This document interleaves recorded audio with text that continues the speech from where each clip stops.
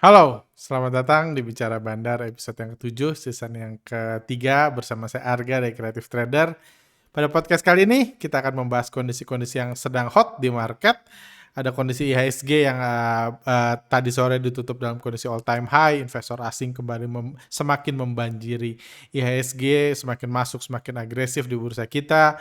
Juga ada gejolak harga komoditas yang masih juga cukup seru seiring dengan masih berlangsungnya perang di Ukraina dan di Ukraina juga tentunya topik yang sedang sangat hot yaitu IPO GoTo, di mana beberapa hari yang lalu kami merilis video tentang pembahasan mendetail tentang IPO GoTo, apakah layak dibeli atau enggak, apakah akan seperti buka atau tidak, dan setelah ditonton puluhan ribu orang video tersebut dalam waktu singkat, ada banyak pertanyaan masuk, dan pada podcast kali ini saya juga akan menjawab pertanyaan-pertanyaan yang masuk tersebut untuk bisa memberikan informasi lebih buat Anda. Juga ada banyak pertanyaan lain tentang apa perang bandar di bumi dan lain-lain yang dari podcast-podcast sebelumnya yang belum dijawab juga akan saya bahas pada podcast ini. Oke, langsung aja mari kita mulai.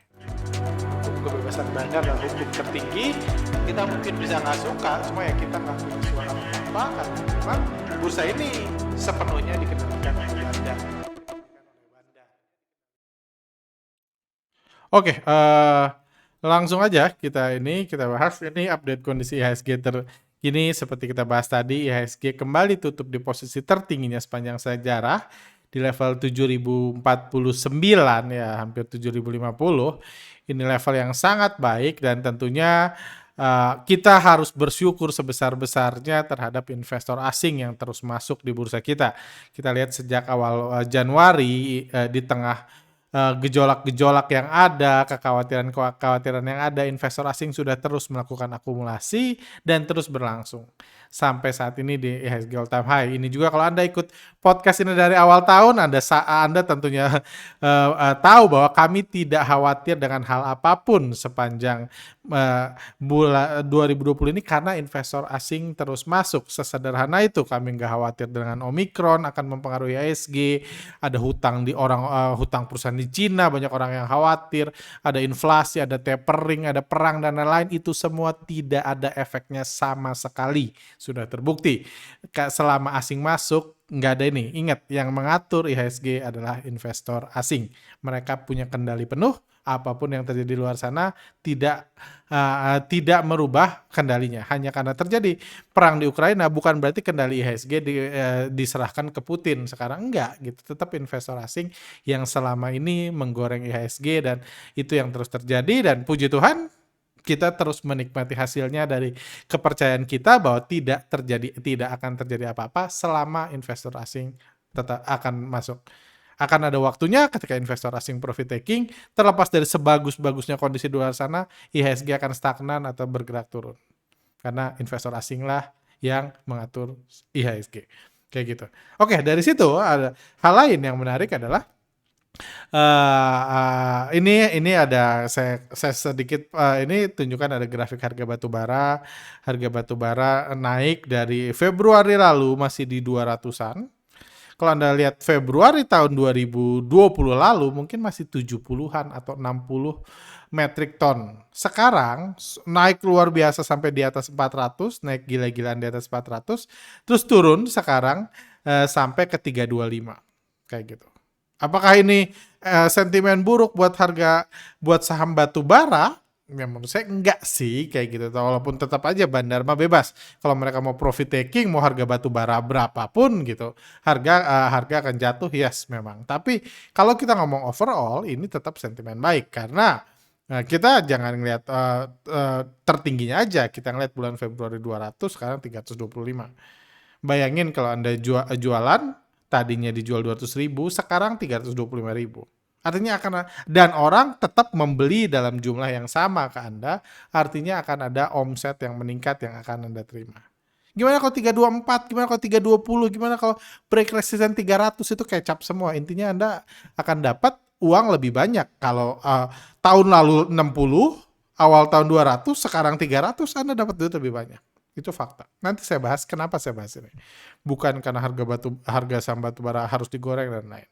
Sekarang ini harga CPO ini 25 Februari lalu di 5.060. Selama bertahun-tahun harga CPO di bawah 2000, 2.000 ringgit selama bertahun-tahun sampai 10 tahun mungkin. Sekarang sempat di 5.000, sempat naik luar biasa ke 7.000 sampai 10 Maret. Terus turun cukup signifikan sampai 18 Maret, terakhir-terakhir udah ada di 6.000 lagi. Bertahun-tahun 2.000, sekarang di bawah 2.000, sekarang 6.000, naik 2 kali lipat. Nanti saya bahas kenapa saya bahas. Ini harga nikel yang sempat gila-gilaan di suspend, digoreng luar biasa sama bandarnya. Setelah di 2022 harganya masih di 20 ribuan, sempat naik gila sampai 80 ribu, jatuh, sekarang 37 ribu. Tetap naik secara luar biasa. Kayak gitu. Oke, terus apa yang saya mau bahas di sini? Apa yang mau saya highlight di sini adalah 3 komoditas tersebut adalah komoditas yang diproduksi oleh Indonesia. Yang Indonesia punya supply banyak dan Indonesia mengekspor banyak. Indonesia mengekspor batu bara banyak, mengekspor CPO banyak, mengekspor nikel banyak. Mereka mengekspor. Mereka ekspor keluar. Berarti yang batu bara keluar, duit masuk kan? Dengan harga yang naik, berarti ada banyak sekali uang yang masuk ke Indonesia. Hasil penjualan batu bara, nikel, dan CPO. Kita nggak usah bahas yang lain dulu aja, kita biar Anda ngerti poinnya. Ada banyak uang yang keluar, banyak batu bara yang keluar, banyak nikel, yang masuk duit. Itu poin pertama. Masuk uang ke Indonesia. Sekarang berarti di Indonesia akan banyak uang kan? Mungkin Anda nggak banyak uang. Saya bilang, wah, memang ada banyak rakyat-rakyat yang kesusahan beli minyak goreng. Memang ada. Memang inflasi tinggi memang ada. Tapi itu nggak merubah fakta bahwa kalau rakyat saya beli minyak goreng ke Anda, uangnya tetap di Indonesia kan? Tapi kalau batu bara dijual keluar, uangnya masuk ke Indonesia dari luar negeri. Jadi di Indonesia akan banyak duit. Terlepas dari siapa yang megang. Tapi duit itu perlu dibeliin. Makanya kita diajarin untuk menjaga ekosistem rantai makanan, kalau punya banyak duit diinvestasikan. Jangan disimpan aja, nanti kalah sama inflasi. Banyak orang sedang punya banyak duit sekarang. Mereka perlu menginvestasikan. Mungkin sekarang mereka lagi getol-getolnya ngerokin batu bara. Kayak gitu. Cuma ketika duit banyak, mereka harus invest. Harus mengalir ke satu tempat uang itu. Bisa mengalir ke luar negeri lagi, yang notabene ya paling beli buat jalan-jalan, beli jam, nggak sebesar itu. Atau mudah-mudahan mengalir di Indonesia. Salah satunya yang harapan kita masuk adalah ke bursa saham. Hal itulah yang kemungkinan disadari oleh investor asing. Yang jadi latar belakang kenapa investor asing segitu gila-gilaannya mengakumulasi saham di bursa kita. Ini kalau dihitung pakai sistem foreign flow dari awal tahun 2022 sampai penutupan tadi sore, kemarin sore, itu asing udah masuk 38,2 triliun. Itu duit semua. Uang dari luar negeri tadinya cash masuk ke Indonesia 38,2 triliun. Artinya apa? Artinya sederhana. Apakah ekonomi Indonesia lagi bagus? Ya, bisa dibilang bagus, bisa dibilang enggak. Apakah rakyat Indonesia lagi makmur-makmurnya? Ya, rakyat kecil susah, orang super kaya semakin kaya. Itu semua debatable. Kayak gitu. Mau ngomong bagus atau enggak. Tapi yang pasti, ketika mereka mau masukin uang 38 triliun ke satu tempat, ke satu negara, ke satu bursa, artinya mereka sadar 38 triliun ini di kemudian hari bisa gua keluarin. Itu artinya mereka yakin gua invest 38 triliun, goreng, nanti akhir tahun jadi 60 triliun bisa gua bawa pulang ke negara gua. Misalnya kayak gitu. Itu bisa jadi optimis mereka. Pertanyaannya, kalau mereka yakin buat 60 triliun, berarti mereka yakin orang Indonesia punya 60 triliun untuk mereka bawa pulang. Karena tujuan mereka masuk ke bursa kita bukan buat ekonomian, bukan karena cinta produk lokal, dan lain-lain, bukan. Karena mereka pengen bawa duit dari Indonesia ke luar negeri. Itu yang mereka lakukan puluhan tahun di bursa, at least 10-20 tahun terakhir di bursa kita, dan itu pun juga yang akan mereka lakukan. Cuman puji Tuhannya, sekarang mereka lagi masuk. Investor lokal, puji Tuhannya juga, terus berkontribusi ngasih saham ke investor asing. Jadi asing terus akumulasi. Mereka yang ngasih kan ada dua, yang seperti bilang, ada dua jenis investor. Ada yang pengen jadi tuan rumah yang baik, melakukan apapun yang investor asing mau. Ada yang pengen jadi pengikut asing. Kayak kita, kayak saya. Jadi ketika orang takut, saya happy. Ketika asing masuk, saya ikut beli. Ketika harga digoreng asing, saya ikut cuan. Itu saya. Tapi nggak bisa orang semua kayak saya kan. Harus ada yang 38 triliun ini kan saham orang lokal. Jadi harus ada orang lokal yang mau berkorban untuk kenaikan IHSG. Yang semakin lama sahamnya semakin dikit, dan kalau dia mau beli balik harganya semakin mahal. Mereka-mereka itulah yang saya sering sebut pahlawan bursa. Kayak gitu. Tapi intinya balik lagi, korelasi antara harga komoditas ini membuat uang di Indonesia akan semakin banyak. Itu fakta. Batu bara terus dijual, nikel terus dijual, CPO terus dijual, diekspor, akan mendatangkan uang yang semakin banyak. Jumlah batu baranya mungkin sama, tapi karena harganya naik, uang semakin banyak. Uang itu harus berputar di satu tempat. Kalau mereka harga batu bara naik, harus dibeliin something. Paling gampang beliin saham. Itulah yang mungkin di ini asing. Gua goreng sekarang, nanti si konglomerat batu bara itu bingung mau beli apa, dia beli saham, gua jualan. Dia masuk 38 triliun, at least dia yakin orang Indonesia punya 38 triliun untuk ini. Kalau bisa 50 triliun. Biar awal tahun mereka masuk ke 38 triliun, pulang akhir tahun udah bawa pulang 50 triliun. Lumayan, kan dapat 10T, 20T kayak gitu. Itu akan kita lihat nanti, saya yakin sooner or later ya asing akan profit taking. Tapi ya kalau profit taking ya saya juga profit taking, simple. Kayak gitu. Karena saya bukan orang yang pengen jadi tuan rumah yang baik dan fokus membahagiakan asing. Itu korelasinya, itu yang membuat saya sangat optimis. Santai aja trading kan, mau perang mau apa, saya nggak apa Evergrande lah, tapering segala macam diomongin analis, saya nggak pernah itu, nggak, semua itu kecap. Selama asing masuk, apalagi sekarang harga komoditas semakin tinggi membuat asing semakin yakin ini banyak duit mereka bisa kita serap.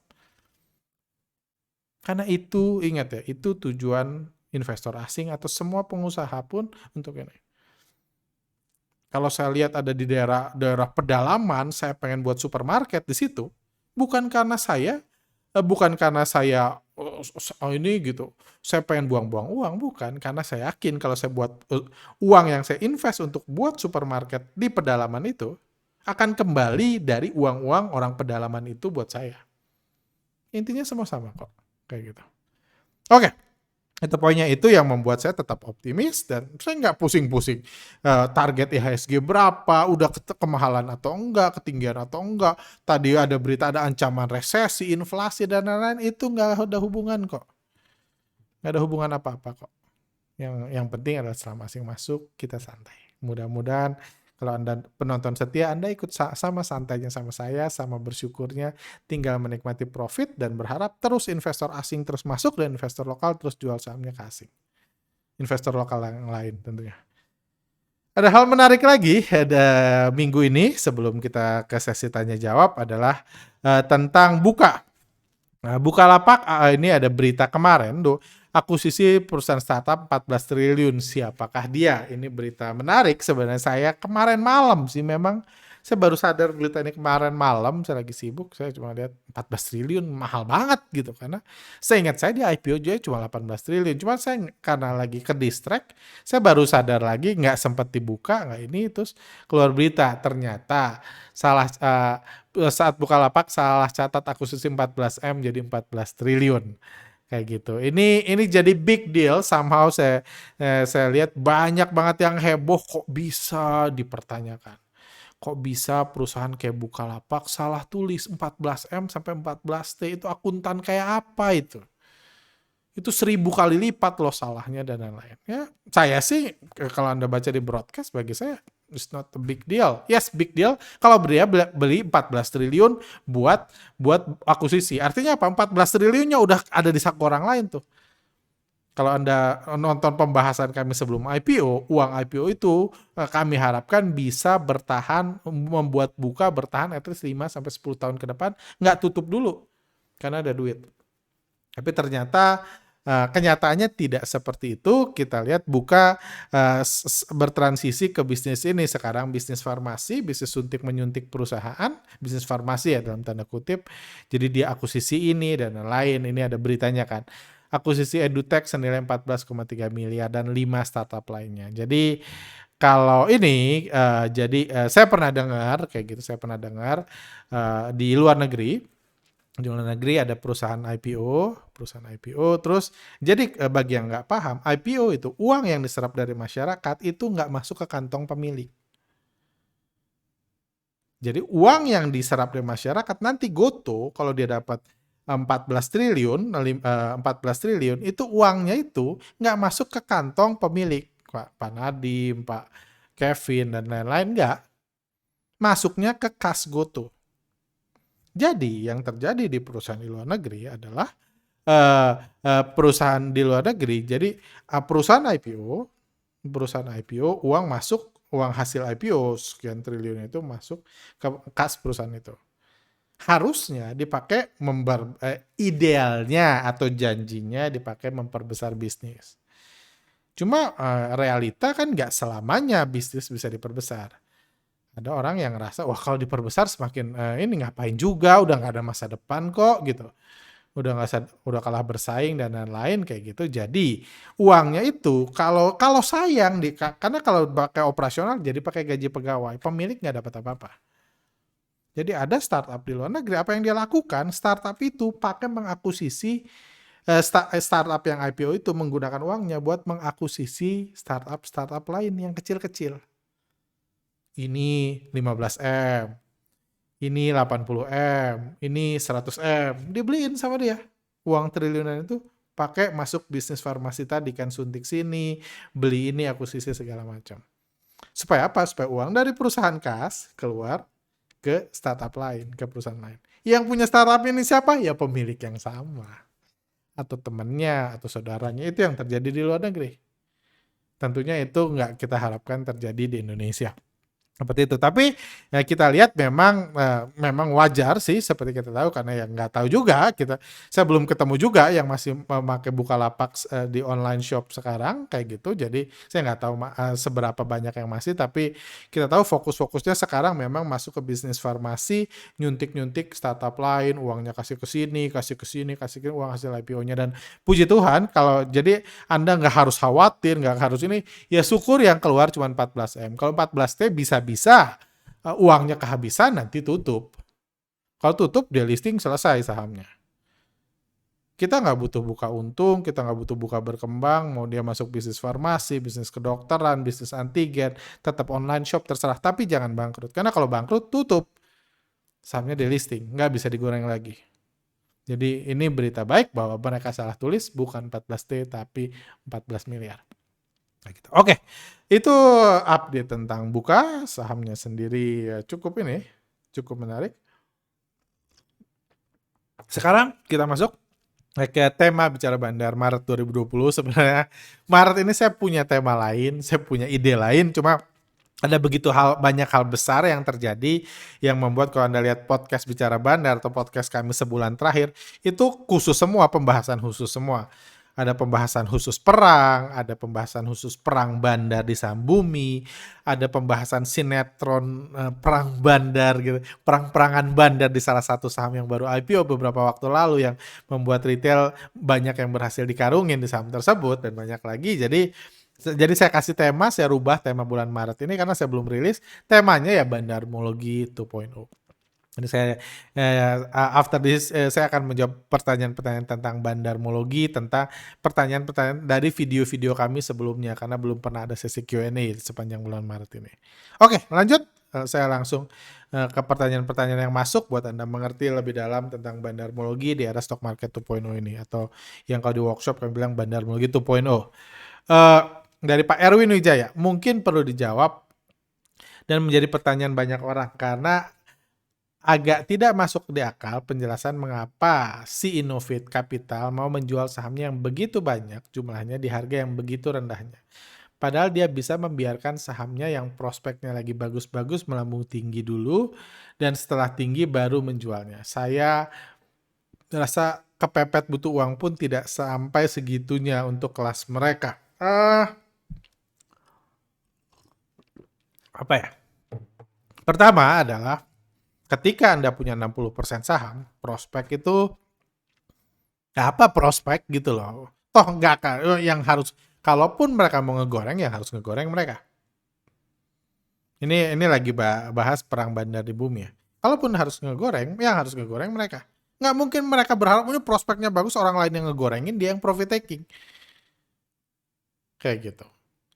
Yang saya ini mungkin ada keributan karena sebelum mereka konversi ada pihak yang ngegoreng kan, yang saya bilang bandar lokal yang sedang ngegoreng, yang sedang naikin, sedang akumulasi.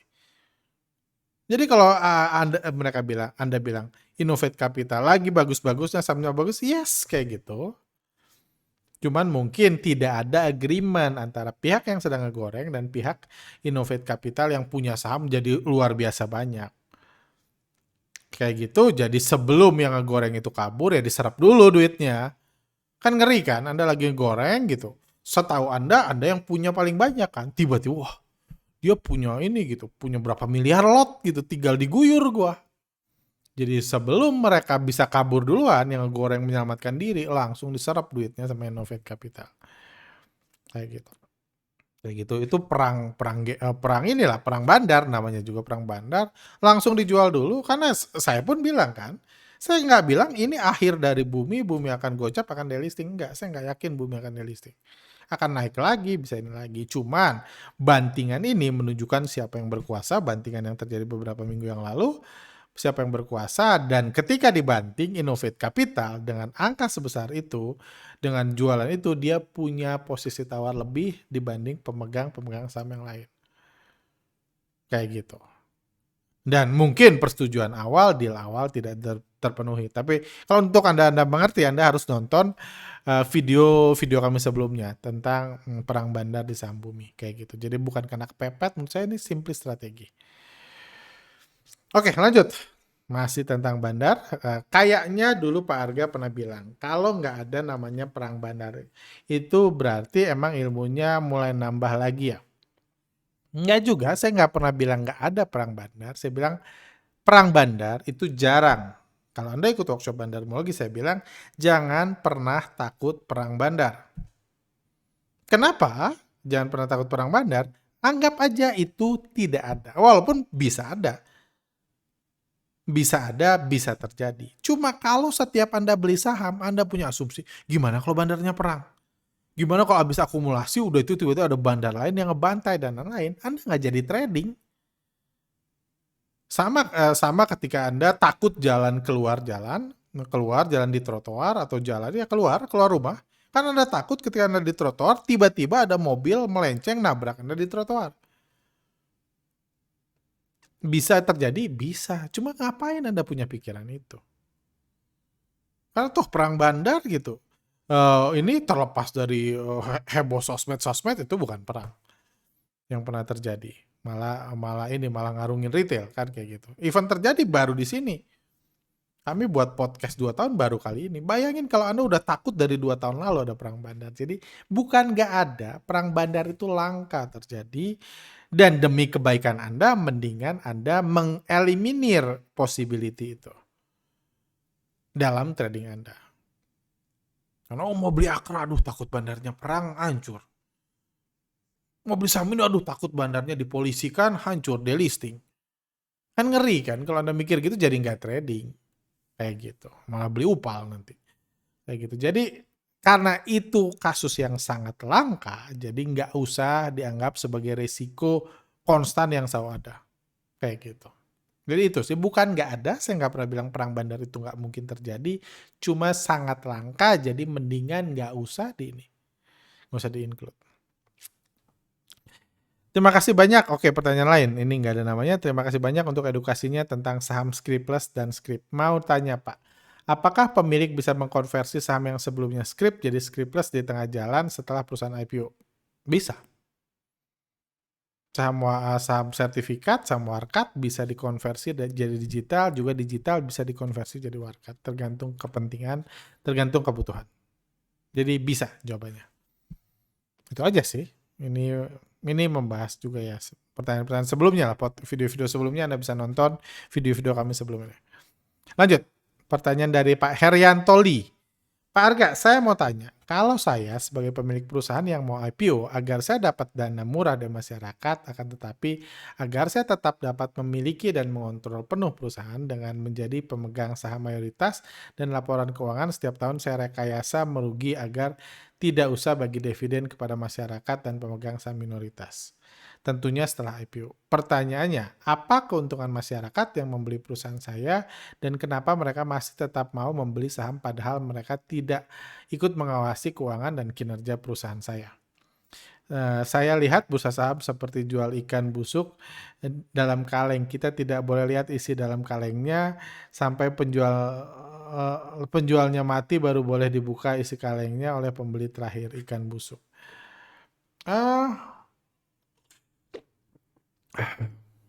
Gimana saya jawabnya? Apa untung? Perusahaan pertama adalah perusahaan tidak perlu tidak harus merekayasa laporan keuangan. Nggak harus.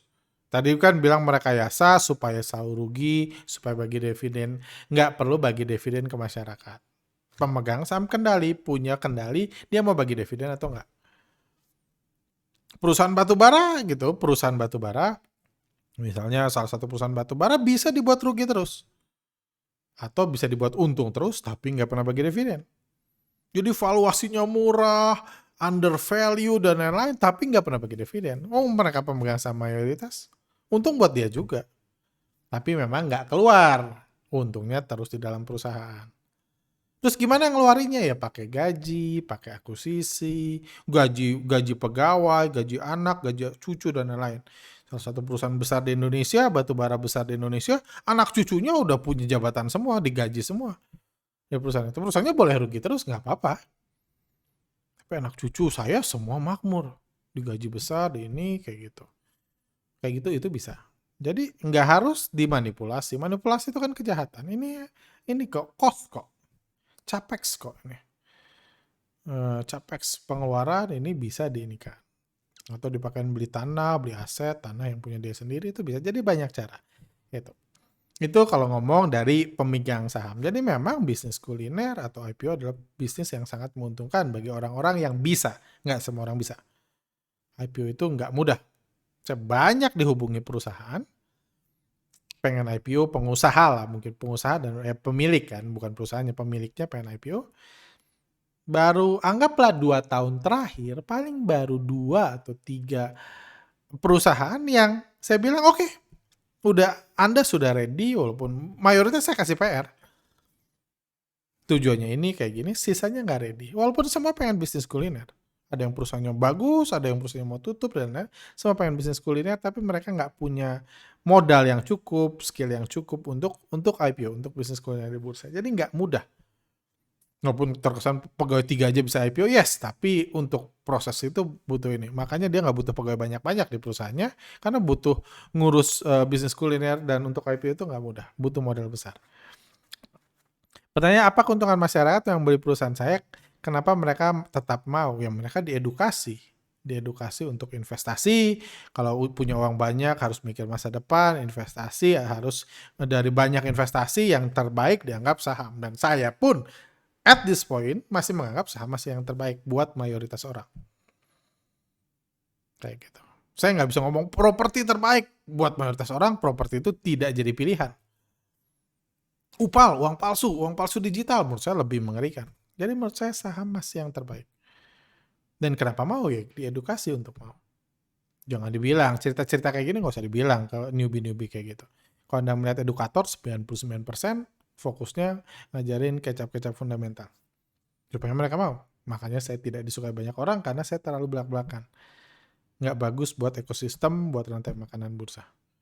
Kayak gitu, karena mereka nggak tahu. Dan kalau tahu pun nggak banyak pilihan kok. Saya ngomong kayak gini pun, kalau saya tanya invest apa terbaik, saham. Kayak gitu. Terbaik ya di antara instrumen yang lain ya, kayak gitu. Saya lihat, oke lanjut, yang itu ikan sih nggak usah. Oke, lanjut. Akhir-akhir ini CTS tiba-tiba berani sekali bahas tentang perang bandar. Apakah sekarang CTS sudah dapat backing orang kuat yang nggak takut sama bandar bumi dan net TV? Nggak juga sih, nggak ada backing-backingan, nggak ada itu. Cuma eh satu hal yang saya respect dari Bandar Bumi tidak pernah aneh-aneh. Mereka fair, mereka tahu ini saya, mereka tahu apa yang mereka lakukan, mereka ini, dan mau dikritik kayak apapun, saya nggak pernah dengar mereka marah, ini dan lain-lain. Saya respect sama Bandar Bumi karena yes, itu bisnis mereka. Bisnis mereka, mereka cari untung kayak gitu dan gitu. Jadi saya nggak ini dan bukan karena backing dan lain-lain kayak gitu. Cuma ya memang enggak sih, jawabannya enggak gitu. Kenapa berani ini? Karena ya pertama karena itu yang hot. Saya pengen mengajari sesuatu. Saya pengen give something kan. Seperti saya bilang di awal Maret kalau nggak salah, saya pengen ngajarin Anda. Saya ngajarin Anda psikologi, ngajarin ini. Saya pengen ngajar. Walaupun ya saya tahu ngajar bandarmologi terlalu belak-belakan itu membuat saya tidak disukai banyak orang. Saya sadar. Tidak disukai mereka-mereka yang menganggap ekosistem rantai makanan bursa penyerapan uang dari retail adalah prioritas nomor satu. Itu tidak di ini dan ya saya sendiri itu masih masalah saya kayak gitu. Cuma untuk ngebahas ini sih bukan karena itu ya. Ke depan pun mungkin saya lebih hati-hati karena menurut saya ada contoh kasus yang baik buat edukasi kayak gitu. Toh saya nggak ngeganggu bandarnya juga kayak gitu. Nggak nyuruh Anda beli, nggak nyuruh Anda jual saham itu terserah. Jadi kalau bandarnya lagi akumulasi saya nyuruh beli, saya akan mengganggu bandar itu kan. Ini kurang ajar nih si CTS. Gue lagi akumulasi, lu kasih tahu malah jadi ribut sama saya. Karena saya ngeganggu bisnisnya, saya nggak melakukan itu. Saya cuma membuka ini dan Bandar Bumi menurut saya salah satu bandar yang fair, mereka nggak aneh-aneh lah. Nggak pernah saya dibilang aneh-aneh kayak gitu. Diminta jangan bahas dan lain-lain. Oke, lanjut. Menanggapi 31 menit, menanggapi kesimpulan Pak Arga di akhir video tentang kasihan terhadap anak-anak ajaib, mungkin sudah saatnya Pak Arga membuat video part 2 dari video yang pernah trending yang berjudul setelah 10 tahun trading saya sadar analisa teknikal tidak ada gunanya part 2. Ya, ini video yang jadi udah 500.000 orang yang nonton. Ya saya nggak tahu sih part 2-nya apa ya, memang tetap nggak ada gunanya sih gitu kan kayaknya. Setelah 1 tahun mengatakan tidak ada gunanya, teknikal semakin tidak ada gunanya, yang dibahas sama ini. Jadi saya nggak ngerti ini ya, cuma banyak banget yang like. Lanjut aja. Saham CMPMP itu dipom-pom sama ditutup. Bang, oke, sama Bang. Dia itu awalnya kelihatan seperti orang baik, rajin sedekah, tapi ujung-ujungnya nggak ada beda sama bolpen. Apakah memang bandar selalu seperti itu? Apa mereka nggak takut karma ya menipu rakyat kecil? Yang pasti mereka nggak salah secara hukum, kayak gitu. Nggak salah dan seringkali eh, ketika orang tertipu kan ada dua pihak kan, ada pihak yang terlalu lugu untuk mudah ditipu, ada pihak yang terlalu ahli pintar menipu kayak gitu. Kalau nggak ada yang melanggar hukum ya itu simply adu pintar aja sih bagi saya kayak gitu. Saya main catur, saya bisa ngalahin orang main catur, si orang itu bisa ngomongin saya wah menipu lu, menjebak, gua kira lu kayak gini, ternyata lu pengennya kayak gini, bisa aja kan. Tapi selama stick di rules, ya udah, gak ada yang salah. Dan menurut saya ya wajar kayak gitu. Orang mencari follower dengan berbagai cara ya. Kita sekarang udah tahu zaman flexing, zaman crazy rich yang ditangkepin dan lain-lain kayak gitu. Itu kan ada kesalahannya. Strategi mereka itu tetap bisa dilakukan kalau nggak berbuat kesalahan ya nggak ini. Tapi goalnya adalah tetap meng-capture orang, membuat orang tertarik sama dia, either dari sedekah, dari kepintaran, dari apa, tapi goalnya tetap sama bagi mereka yang memang aktivitasnya, tujuannya adalah menyerap uang dari retail, goalnya tetap itu kok. Kalau bandar tujuannya menyerap uang dari retail, nggak ada yang lain. Makanya saya bilang, saya di YouTube ini sebagai edukator, saya nggak terlalu suka untuk sharing posisi saya, strategi saya, rencana saya di saham. Karena ketika jam market, saya sebagai trader, saya nggak peduli Anda. Saya nggak peduli Anda. Anda untung, Anda rugi, saya profit taking itu uang siapa yang saya ambil, saya nggak peduli. Saya nggak peduli Anda ketika saya trading. Makanya saya coba buat pisah sebanyak mungkin. Itu juga yang membuat saya nggak disukai. Lu edukator punya follower kok nggak mau menjebak followernya, jadi saya jadi susah jadi bandar. Orang mau collab sama saya tapi lu nggak mau pom-pom saham gua. Jadi apa gunanya lu gitu kan. Jadi itu. Cuma menurut saya itu hanya preference saya. Saya sebagai guru nggak mau nyerap duit murid. Kalau guru lain mau nyerap duit murid selama tidak melanggar itu nggak masalah. Saya nggak anggap itu takut karma atau enggak, itu udah urusan dia pribadi dan Anda harus paham. Jadi daripada kita ngerecokin orang yang Anda anggap menipu tapi dia nggak melanggar hukum, toh nggak akan ditangkap. Mendingan saya menjadikan Anda lebih pintar, jadi lebih mudah, nggak lebih mudah ketipu. Kayak gitu. Wajar, akan ada orang kalau satu, kalau Anda bertahun-tahun, Anda lihat ada banyak YouTuber yang naik sebentar, turun, naik sebentar. Mau YouTuber, mau influencer naik sebentar, turun, dan lain-lain. Karena memang ya, setelah terlalu banyak yang diserap, biasanya popularitasnya turun. Kayak gitu. Jadi, enggak ini sih, jadi nggak usah ini sih. Menurut saya ya kembali lagi kan, daripada Anda merasa ketipu, sakit hati, kesel, marah, dan lain-lain, toh nggak ada juga yang Anda bisa lakukan, mau ketipu nggak bisa nuntut, nggak bisa apa, mendingan Anda upgrade diri Anda sendiri biar nggak ketipu. Kalau Anda merasa itu ditipu, bagi saya itu hanya pertarungan aja. Main catur, main bola, ada strategi-strategi untuk menjebak lawan. Selama masih dalam rules yang ada, nggak ada yang salah. Kalah pintar doang. Lanjut. Nggak, belum bahas Goto. Siapa harga saham papa saya tahun 91 masih ada. Ini sekarang saya mau buat digital tapi nggak bisa. Apa ada solusi bentuknya seperti kartu pinjaman perpustakaan? Kim, apa ada solusi? Datangin sekuritas tempat yang Anda beli, tempat orang tua Anda membeli saham tersebut, minta dikonversi. Kayak gitu. Itu aja sih harusnya. Saya nggak tahu kenapa nggak bisa dibuat digital, harusnya datengin aja ke sekuritas tempat orang tua Anda beli. Kayak gitu. Kalau nggak datang bursa setempat lah. Kalau memang nggak bisa, saya nggak tahu, harusnya sih bisa.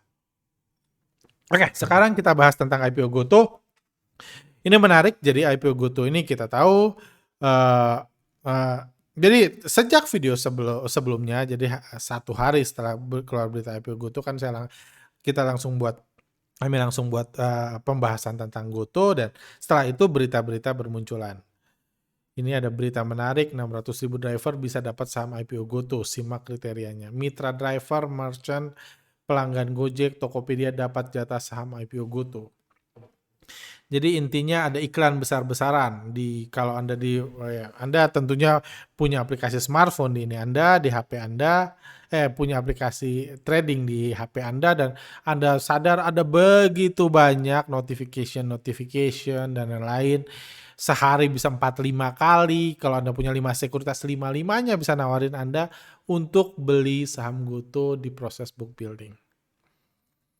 Jadi heboh-hebohan kayak gitu, dan menariknya lagi, ini yang jadi pertanyaan, yang jadi apa ya, membuat kita curious. Goto perpanjang book building IPO hingga 24 Maret. Jadi Goto ditunda, harusnya beresnya hari Senin, ditunda 3 hari sampai hari Kamis. Intinya ngasih kesempatan buat 600.000 merchant, 600.000 driver, buat pelanggan Gojek, pelanggan Tokopedia, merchant, dan lain-lain untuk beli saham Goto. Kenapa toko buka lebih lama? Kan alasannya cuma satu, karena barangnya belum habis. Kalau barangnya sudah habis, dia akan langsung tutup. Nggak ada alasan lain. Buat senang-senang, buat enggak gitu. Karena barangnya belum habis. Sesimpel itu. Kenapa tukang jualan masih keliling-keliling? Ini udah jam-jam 10 malam, karena barangnya udah habis. Kenapa ditunda sampai ini 24 sampai Kamis? Karena intinya pembelinya mungkin di bawah ekspektasi. Jadi sampai diundur, IPO-nya diundur. Bahkan kemarin ada berita Goto laporkan pasukan hantu di media sosial. Jadi karena memang pembahasan orang itu ini beda-beda, ada yang optimis dengan Goto, ada yang menganggap Goto akan seperti buka. Jadi banyak yang di ini dan mulai dilaporkan. Jadi ini juga menunjukkan kekhawatiran. Kalau Anda ngomong rugi, Buka juga rugi. Kalau Anda ngomong gimana ekosistemnya, jelekan Buka, tapi nggak ada laporan-laporan. Artinya apa? Artinya banyak cara kalau orang mau ngejelek-jelekin saham Buka ketika IPO dulu, banyak caranya. Tapi sampai Goto sampai melaporkan pasukan hantu media sosial. Jadi ini hal yang menurut saya cukup, itu nggak buat saya happy. Setelah saya pesan Goto, ini nggak membuat saya happy, tapi ya udah kayak gitu. Saya sih ya udah dipesan juga kayak gitu, walaupun ya udah saya ini aja deh. Jadi setelah pesan gitu, saya rencananya kan saya punya beberapa sekuritas kayak gitu. Setelah pesan dari sekuritas, saya nanya-nanya nih teman-teman saya, kenalan-kenalan saya lah, mereka-mereka yang uh, di ya fund manager lah reksadana, mereka-mereka yang saya sebagian tahu mereka beli Buka dulu. Saya tanya gimana lu? Dan ternyata yang saya temukan, ini yang saya temukan ya dengan source yang minim, ternyata antusiasnya kalah dari Buka. Saya lagi ngomong big player. Saya nggak kalau di retail, di survei di channel Telegram kami 30%-nya mengaku beli dari 4.000 sampai 5.000 yang ikut voters, 30%-nya beli, cukup besar lah, walaupun saya ingat saya Buka sedikit lebih besar dulu yang beli Buka. Nilai IPO-nya sama sih, nilai IPO-nya mirip-mirip, sorry kalau nggak salah Buka itu 18 triliun, ini 14 triliun, jadi uang yang dikumpul 14 atau 18, jadi harusnya lebih kecil, punya mitra yang banyak dan lain, tapi sepertinya sampai tokonya harus dibuka lebih lama karena ini sampai harus ngelaporin orang yang nyinyir kayak gitu. Mudah-mudahan saya kan positif kan, jadi jangan dilaporin lah, jangan dianggap pasukan hantu kayak gitu. Itu jadi itu hal yang kurang ini. Jadi oh ya, balik lagi yang saya temukan, memang institusi yang saya kenal mereka punya, intinya mereka agak kapok dikerjain sama inilah sama IPO sebelumnya. Agak kapok, mereka jadi lebih berhati-hati, apalagi sekarang terlihat ada begitu banyak saham bagus. Kayak gitu, begitu banyak saham yang menarik, yang harganya naik, jadi mereka nggak pengen take a risk yang mereka nggak kebayang sama sekali. Kayak gitu. Jadi mungkin itu yang jadi sentimen buat itu. Buat Goto kayak gitu. Kayak gitu. Dan ini ada satu data menarik yang dipakai tim kami buat Anda yang mungkin mau mempertimbangkan untuk beli atau after ketika IPO nanti beli.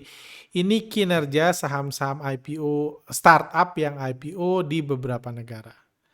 Ada Bukalapak, IPO price-nya di 850, lowest after IPO-nya 258. Period drop after IPO ini 7 bulan. Dari sini sampai sini, dropnya 69%. Apakah pernah balik lagi setelah drop ke harga IPO? Belum pernah. WeWork di 11.000, nah ini 6 bulan udah turun 43%. IPO 2021. Grab udah turun 71%, IPO 2021. Airbnb turun 14% 2020, Uber turun 67% 8 bulan ini, Lyft dalam 13 bulan turun ini belum juga balik. Oh ini Uber udah balik lagi ya, back to IPO price setelah 8 bulan dari level terendahnya. Ada Sea Limited, ini yang punyanya Shopee, turun 37 dan lain. Kalau Anda lihat di sini, ini Meta atau Facebook, Alibaba. Kalau Anda lihat di sini memang realitanya IPO startup ini beberapa mengecewakan after IPO. Jadi itu juga sentimen yang sedang ditanggung oleh oleh Goto sekarang. Mungkin itu juga yang membuat investor retail sih nggak ngerti gini-ginian. Kayak gitu. Mereka nggak diajarin kayak gini. Mereka diajarin yang aneh-aneh lah. Kayak gitu. PER, PBV, dan lain-lain. Cuman investor institusi mungkin ada kekhawatiran, ada tren ini, dan itu bisa berdampak buat Goto. Kayak gitu, itu pertimbangan aja kayak gitu, ini datanya yang diolah tim kami. Oke, sekarang saya jawab pertanyaan. Menarik Bang Arga, Goto IPO melepas 5% dengan nilai 17,9 triliun, bukannya 14 ya, 14, oke lah. Entah saya lupa atau enggak, bisa nonton video sebelumnya. Ada informasi akan di dual listing. Berapa analis sekuritas menargetkan market cap Goto 416 triliun. Menurut saya akhir 2023 itu waktu yang tepat untuk mencapai market cap 416 triliun Goto Nasdaq. Disclaimer on. Ini angkanya salah. Pertama, market cap sekarang setelah kalau di harga tertinggi itu book building-nya, market cap sekarang itu 414 triliun. Sekarang nggak harus IPO nanti. Cuma yang dijual cuma 5%. Jadi cuma dapat sekitar 14 triliun kalau nggak salah. Atau 18 triliun, lupa lah itu. Jadi yang dapat, jadi nggak semuanya dijual. Kalau semuanya dijual, per hari ini dapat 416 triliun mereka. Di harga kalau semua sahamnya dijual, cuma dijualnya sedikit karena mau dualistik. Jadi bukan berarti nanti di Nasdaq market cap-nya tetap sama, bisa jauh lebih besar dari ini. Kayak gitu. Jadi sekarang nilainya udah itu kayak BCA udah 1000 triliun, tapi saham yang dijual nggak 1000 triliun kan. Kayak gitu. Terima kasih Pak Arga. Untuk analisa yang dilakukan step by step sampai pada kesimpulan yang mudah dipahami dan logis. Ketika para investor, ini saya pilih pertanyaan-pertanyaan yang banyak di like. Ketika para investor sudah mengeluarkan dana 134 triliun modal dan hanya menarik 18 triliun, berarti benar ya 18 triliun, berarti saya yang salah. Saya sudah punya kesimpulan yang sama. Ada kepentingan lebih besar dan untuk kepentingan lebih besar harga akan dijaga sampai kepentingan besar itu terlaksana. Yes, amin, itu juga harapan saya. Berarti 18 triliun IPO-nya, saya ketukar 14 triliun itu apa? Kalau nggak salah buka berarti 23 triliun ya. Kalau nggak salah. Thanks Pak Arga membuka wawasan dari siapa itu. Terlepas soal naik turun cuan atau loss, saya ambil 800 slot alokasi yang saya dapat. Sebagai dukungan untuk GoTo, bukan soal uang. GoTo sudah membuka banyak kesempatan untuk rakyat Indonesia bisa mendapatkan penghasilan. Nggak perlu harus punya toko beneran, bahkan nggak perlu harus punya modal barang beneran. Dropshipment, ojek online yang ratusan ribu member membantu mengurangi pengangguran. GoFood memungkinkan jualan lebih banyak ke customer di area yang luas. Pada poin utama saya, bukan masalah cuan atau tidak cuan, GoTo banyak membantu dan manfaatnya untuk Indonesia. Ada 47 like. Yes, saya setuju. Saya katakan, saya berharap, saya nggak yakin, tapi saya berharap GoTo bisa besar, bisa untung, dan lain-lain. Saya berharap kayak gitu. Ketika IPO startup yang lain, saya berharap pun tidak kayak gitu. Ini saya berharap karena mereka udah berbuat kebaikan dan kita nggak tahu gimana ininya, cuma ya mereka pun nggak tahu ya, harus dicoba, cuman saya berharap itu terjadi. Dan saya kenal kok banyak orang-orang pintar ada di GoTo, mudah-mudahan mereka bisa bertransformasi dari perusahaan bakar duit jadi perusahaan nyari duit. Karena ya kita belajar juga dari kasus buka salah ini, yang biasa bakar duit ketika suruh nyari agak repot. Kayak gitu. Cuma ya cuma karena banyak orang pintar dan ya yang pasti GoTo sudah berbuat banyak kayak gitu. Untuk itu walaupun saya sih nggak semulia itu. Saya beli GoTo karena saya berharap digoreng di awal-awal udah itu keluar. Udah itu bisa masuk lagi kayak gitu. Cuma saya belum seoptimis itu dan membeli saham khusus buat kontribusi saya ke mereka. Kayak gitu. Lanjut. Bang Arga, bagaimana kalau 18 triliun itu hanya akan dipakai oleh GoTo untuk membakar lebih banyak uang untuk promo, sehingga kultur konsumen terjaga bahkan bertambah untuk kemudian lebih banyak investor raksasa menanam dana pada mereka.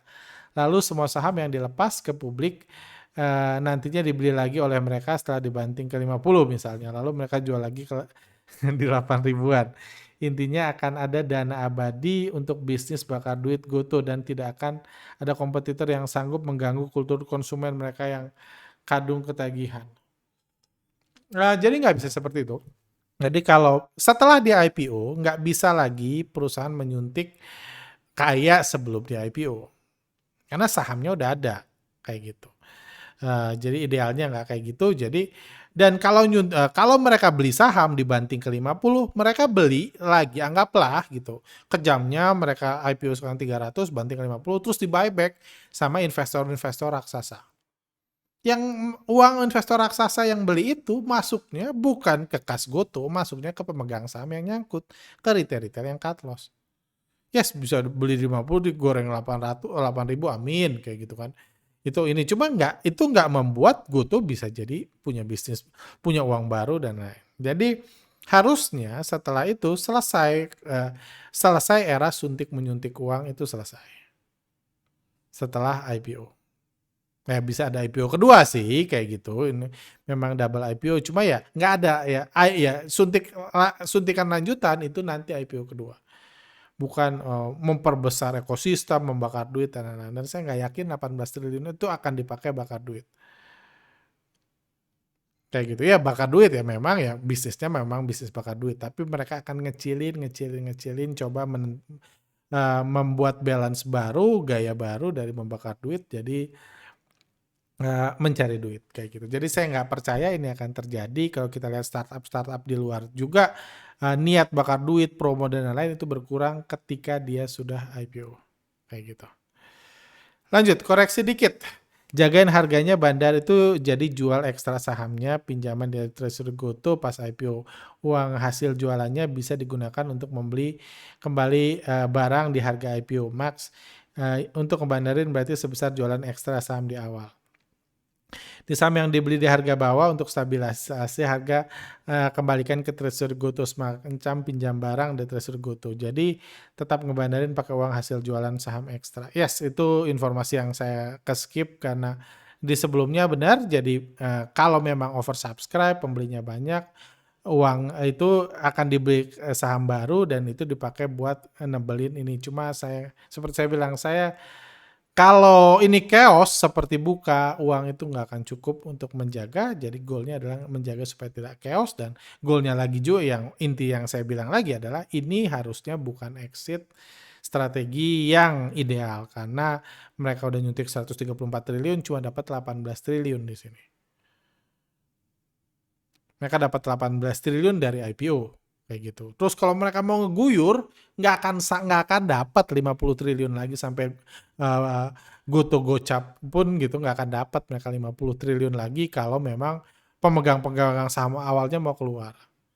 Dan kalau sampai 50 mereka nggak dapat juga 134 triliun. Jadi kalau mereka memang mau exit, harusnya nilainya lebih besar saat ininya. Saham yang dijualnya lebih besar dan lain-lain. Kayak gitu. Jadi oke, lanjut. Jadi itu stabilisasinya kita nggak tahu, nanti kita dapat berita mudah-mudahan dapat berita seberapa banyak uang yang terkumpul untuk proses stabilisasi, walaupun itu nggak bisa dipakai ngegoreng, nggak boleh hajar kanan, bisa nebelin bid atau buyback di bawah. Jadi buat buyback lah. Lanjut, misal kalau IPO-nya nggak laku, apakah bisa batal? Atau apakah bisa membuat semakin rugi Goto ke depannya? Semakin rugi nggak ada hubungan sih, mau IPO mau nggak bisa rugi, dan ya rugi kan dari cashback, dari model bisnis yang belum menguntungkan, dari harga yang masih terlalu murah atau apa, ya ruginya dari situ, dari pengembangan, nggak ada hubungannya sama IPO. IPO-nya nggak laku apakah bisa batal? Saya sangat yakin ini tidak batal sih, walaupun nggak tahu seberapa banyak lakunya, seberapa banyak retail yang beli kayak gitu, ini cuma nggak akan batal. Kayak gitu. Itu aja sih. Pernah ada IPO batal, tapi itu karena diprotes sih. Sama apa namanya, Nara kalau nggak salah. Kayak gitu. Cuma saya yakin Goto tidak akan batal. Kacau itu. Bisnis startup di Indonesia kalau buka kayak gitu, Goto batal gitu. Ini nggak akan kayak gitu kok. Pertanyaan lanjutan. Ini tentang Goto semua. Apakah Goto akan seperti buka? Apakah lebih aman setelah Goto naik, sebaiknya keluar dari Goto? Saya membeli Goto di IPO, memesan Goto dengan tujuan keluar di awal-awal dulu. Jadi kalau Anda ikut workshop Bandarmologi IPO ada dua strategi. Pertama adalah beli di awal. Dan beli di awal itu most of the time Anda akan keluar juga di awal-awal setelah IPO. Beli pas buku building, pas pooling, Anda keluar juga di awal-awal IPO. Seminggu pertama, 3 hari pertama, tergantung bandarnya ngegorengnya. Kayak gitu. Baru setelah itu, jadi setelah 2 minggu pertama, setelah Anda membaca pergerakannya, Anda mulai ngerti nih, ini IPO buat apa. Karena IPO itu macam-macam. Ngomong bisnis kuliner itu macam-macam. Makanya workshop Bandarmologi IPO itu workshop yang cukup rumit, kayak gitu. Cukup rumit, bahkan kami nggak menyarankan yang belum pernah ikut workshop Bandarmologi ikut itu. Karena macam-macam. Ada saham yang memang dari 100 mau di ke 60 ribu ini ada ciri-cirinya. Ada yang cuma auto reject 3 kali udah itu turun suspend. Ada juga. Dan itu baru terjadi, baru kelihatan tujuan aslinya itu setelah seminggu, 2 minggu setelah IPO. Jadi di situ biasanya saya masuk lagi. Kayak gitu. Jadi kalau ditanya, kalau udah dapet pas Goto naik sebaiknya keluar dulu. Kalau saya sih kemungkinan besar keluar, at least keluar sebagian, setengahnya kayak gitu. Itu juga yang saya lakukan di Buka kan. Beli naik saya jual, udah cuan banyak, pas turun saya identifikasi, wah kayak harusnya ini harusnya ini, sebelum ada keanehan-keanehan, kekacauan-kekacauan itu yang intinya kita dan banyak orang dibantai habis-habisan sama itu, sama orang-orang yang berduit, bersaham, sorry kok berduit. Masih optimis Pak, harga yang lain kayaknya pada pesimis. Kalau ditanya optimisme saya dibanding sebelum ini, sebelum apa ya? Dibanding ketika buat video saya pertama, optimisme saya berkurang. Tapi optimisme saya berkurang bukan karena nggak laku. Karena justru IPO paling yang sahamnya paling naik itu bahkan yang nggak dibeli sama sekali kalau bisa sama retail. Jadi fakta itu nggak membuat saya takut nggak laku. Kalau memang retail nggak mau beli, takut sebos, saya justru senang. Itu yang saya lakukan di awal. Saya justru senang kalau memang retail pada takut. Karena di mana-mana retail takut, harga naik. Retail optimis, harga turun. Kalau itu. Cuma fakta yang mengurangi sedikit optimisme saya di awal-awal IPO atau ketika saya mesan nanti dapat berapa banyak. Ya informasi paling penting adalah dapat berapa banyak kayak gitu. Misalnya orang-orang yang pesan, nah itu cuma ininya misalnya kalau saya apa ya yang membuat saya kurang optimis adalah informasi yang saya dapat, walaupun itu nggak menggambarkan semua pemain besar, cuma yang beli, optimisme dan kemauan para big player membeli itu kecil, lebih kecil, nggak setinggi antusiasme Buka. Itu pertama, itu yang membuat saya kurang optimis di awal. Jadi ini jadi ya berkurang optimisme kecil. Jadi bukan karena retail nggak mau beli, tapi karena big player sedikit yang mau beli. Itu dan kedua karena sampai harus diperpanjang. Karena niat Goto untuk menyerap duit retail kayaknya kok gede banget kayak gitu. Mungkin dia nggak dapet yang gede, makanya nyari yang kecil. Kalau retail punya banyak, tentunya nggak bagus buat saham apapun. Kayak gitu. Tapi overall yang harus Anda ketahui, Anda nggak bisa berharap saham-saham seperti Goto, seperti MTEL, saham-saham yang punya fundamental besar, punya ukuran besar, punya itu, hak kinerja IPO-nya lebih baik dari saham-saham busuk, Anda nggak bisa berharap itu. Saham busuk umumnya naik jauh lebih besar. Atau ya saham yang purely buat bisnis kuliner, nggak ada bisnis aslinya, pegawainya sedikit, dan lain-lain, itu biasanya naik lebih besar. Kalau compare kinerja after IPO kayak gitu ya. Seperti itu.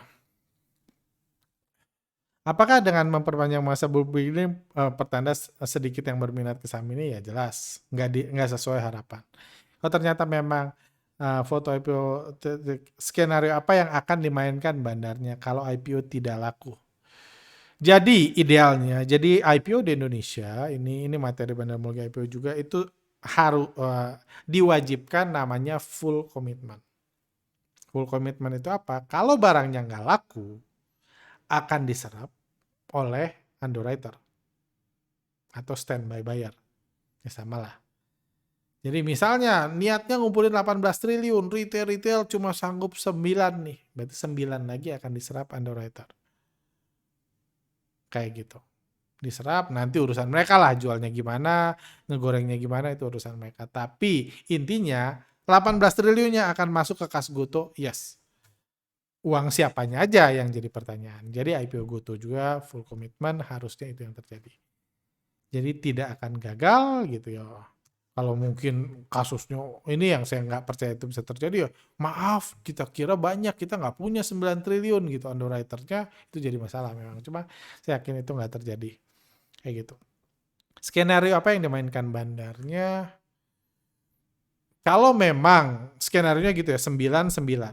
Jadi misalnya 9 triliun retail, 2 triliun institusi, ini berandai-andai ya saya berimajinasi liar gitu. 7 triliun itu 2 triliun institusi, 7 triliunnya masuk lagi ke kas sekuritas, underwriter itu bakal stagnan sih sahamnya, nggak akan banyak lain-lain. Kayak gitu. Cuma Ya, nggak se-ini itu sih, kayak gitu. Nggak, menurut saya nggak separah itu, kayak gitu. Cuman skenario yang dimainkan Bandarnya karena dijatuhin. Kalau dan satu lagi, kalau nggak habis, berarti dana nge-backupnya nggak ada kan? Dana nge-backupnya nggak ada, kayak gitu. Berarti bisa aja skenario ini diturunin dulu dan lain-lain. Tapi tetap aja kepentingan lebih besar adalah jadi yang menarik di sini adalah mereka yang jualan adalah mereka yang di dalam masuk ketika IPO, bukan pemain-pemain lama. Karena kalau pemain lama yang jualan modal mereka kecil. Kalau pemain lama yang mereka jualan, wah misalnya dari 350 di 200 juga gue masih cuan gede, gue hajar, gue serap duitnya. Itu yang berbahaya. Tapi kalau Goto, seguyur-guyurnya mereka modal mereka di harga IPO. Kayak gitu. Jadi akan mikir-mikir untuk ngebanting turun ke bawah harga IPO. Apalagi IPO dengan ukuran sekecil sekarang. Kayak gitu. Lanjut. Banyak retail yang berharap saham Goto digoreng ke seperti ADMR. Market cap Goto bisa 8.000 triliun. Amin. Walaupun saya sangat tidak percaya itu bisa terjadi. Kalau Goto mau dibawa ke 8.000 triliun dari 400 triliun, ya dia nggak akan, mereka nggak akan setengah mati jualan ke retail kayak sekarang. Mitra segala macam, capek ngegoreng saham yang dimiliki banyak orang. Mendingan dimiliki sendiri. Kayak gitu. Kayak DCII gitu, dari 100 ke 60.000 ya. Kalau punya sendiri bebas kan. Nggak usah jual-jual. Kalau Anda ngomong ADMR itu IPO di hari pertama tahun 2022, nggak ada promosi besar-besaran, nggak ada iklan besar-besaran, nggak ada notifikasi di handphone supaya orang beli ADMR. Karena mereka nggak mau ngajak Anda. Kayak gitu. Kalau mereka mau ngajak Anda ya nggak akan dinaikin kayak gitu. Itu ininya. Jadi itu ini. Jadi ya saya nggak percaya walaupun menurut saya sih cukup optimis walaupun saya berharap Goto tetap naik pasca IPO gitu. Mungkin itu harapan ya kayak gitu dan saya juga nggak percaya sesedikit itu retail yang beli dan ya mudah-mudahan tetap bisa oversubscribe, tetap bisa ada dana buat nge-backup dan lain-lain. Harapan saya itu walaupun dan kepentingan lebih tetap ada proses menjaga untuk kepentingan yang jauh lebih besar nanti IPO di luar negeri karena disitulah orang-orang yang sudah menyuntik 134 triliun disitulah mereka bisa keluar. Sekarang mereka belum bisa keluar. Kayak gitu. Jadi itu kepentingan lebih besar. Jadi lebih inilah kepentingan. Mereka semua pengen kaya kan. Mereka semua pengen menyerap duit tapi nggak nyerap di Indonesia jadi nggak harus hancur harga sahamnya. Kayak gitu. Bapak, kalau jadi bandar Goto strateginya apa? Mengingat Goto sudah dirusak dibuka. Susah sih. Susah karena ya saya harus tahu data informasinya, berapa banyak yang beli, retail berapa, institusi berapa, baru dari situ kita bisa buat strateginya. Kayak gitu. Cuma ya kalau kalau saya punya 18 triliun dan saya jadi bandar Goto, saya beli semua, udah itu saya goreng pelan-pelan saya distribusi. Kayak gitu.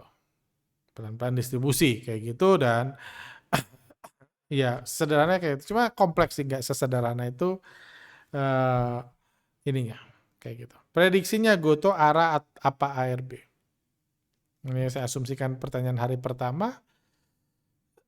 Nah, kalau pilihannya cuma dua, saya harus milih satu, saya pilih arah. Walaupun ya itu aja sih. Apakah Goto di bandari asing, Pak? Saya nggak tahu, nggak cukup informasi. Cuma kalau dari broker-broker yang masuk, broker-broker yang menjadi underwriter, yang menjadi penjamin di sini, Goto kemungkinan tidak di bandari asing. Asing lagi sibuk di saham-saham ini dan mungkin cukup kapok juga dikerjain di IPO sebelumnya kayak gitu. Jadi saya nggak cukup yakin ini dan nanti ada juga kan kalau mereka asing mereka bisa beli juga di luar negeri. Saya nggak yakin sebagus-bagusnya mirip kayak Arto lah. Ada kolaborasi asing sama lokal, asing ya asing partner. Cuma asing-asing yang goreng Astra, BCA, BRI itu menurut saya sih enggak, itu tebakan sih itu. Bukan data yang saya punya data yang mensupport itu cuma tebakan saya. Apakah Goto layak dibeli pasca IPO? Yes. Ya, dengan tanpa data saya katakan ya. tanpa data, tanpa melihat fakta, ya seperti saya bilang 2 minggu pertama itu krusial untuk kita lihat ini, dan krusial juga untuk membayangkan 2 tahun ke depan sampai IPO sesungguhnya itu kayak gimana. Seperti itu sih. Kalau di mata kuliah Advanced Accounting udah 1 jam saya goodwill itu didapat dari cost akuisisi kurang fair value perusahaan yang akan diakuisisi. Ya, yang kami bahas itu fair value-nya itu yang ini kan. Jadi angkanya dibilang cost akuisisi kurang fair value. Cuma fair value-nya itu yang saya bilang dari brand image, dari lain-lain yang maya semua. Dari nilai aplikasi dan lain-lain itu sebenarnya itu bukan nilai, ya itu nilai real ya, dianggap nilai real oke. Cuma harus Anda ketahui aset yang seperti itu akan hilang dengan, jadi kalau perusahaan jualan tahu, punya aset pabrik tahu, kalau bisnis tahunya tutup, pabriknya tetap harganya sama. Tanahnya tetap harganya sama. Cuma kalau aplikasinya kalah bersaing, aplikasinya tadinya nilai 200 triliun, aplikasinya udah nggak dipakai, aplikasinya pun jadi nol. Jadi akan jatuh searah dengan ininya, brand image-nya dan lain akan turun dengan sendirinya. Itu yang menurut saya ya, aset goodwill itu ya banyakan mayanya daripada real. Kayak gitu. Yang akan hilang dengan sendirinya, turun dengan sendirinya kalau perusahaannya turun. Lanjut, kalau all exit pemegang saham Amazon dan Alibaba sudah nggak punya saham lagi dong. Iya, kalau mereka all exit. Cuma kan pemilik itu pengen menyerap duit, pengen jadi orang terkaya, Jack Ma ini. Cuma nggak harus dijual semua kan.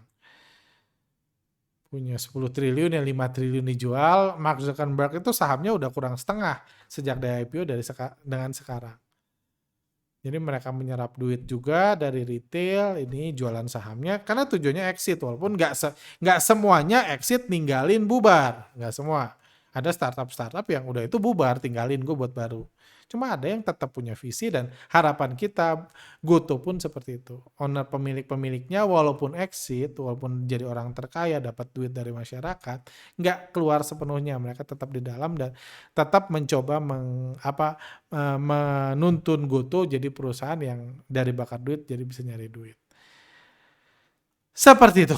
Banyak banget pertanyaan, mudah-mudahan terjawab pertanyaan-pertanyaan Anda tentang Goto, tentang Bandar Mugi dan lain. Kurang lebih seperti itu. Kita nggak harusnya sih book building Goto sudah selesai. Kita bisa lihat nanti after apakah diperpanjang, apakah ini kalau diperpanjang tentunya itu bad news.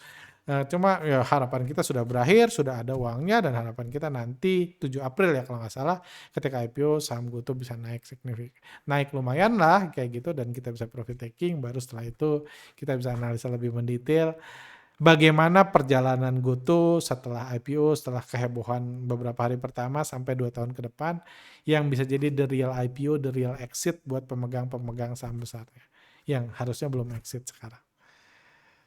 Seperti itu. Oke, sampai sini aja. Thank you buat ini Anda. Kalau Anda punya pertanyaan, taruh di kolom komentar di bawah. See you next time.